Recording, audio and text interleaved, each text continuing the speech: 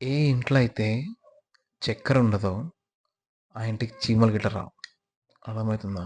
మనుషులెందుకొస్తారు? ఇప్పుడు నీ ఇంట్లో చీమలు రావాలంటే, నీ ఇంట్లో చక్కెర ఉండాల్సిందే. సో, ద సేమ్ వే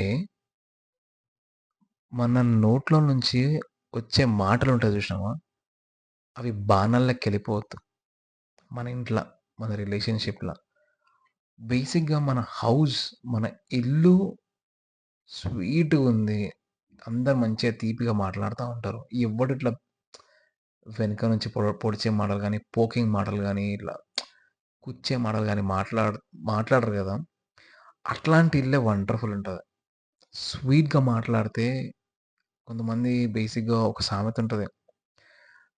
నోరు మంచిదైతే ఊరు మంచిదైతదని. సో, దాని అర్థమే అదే.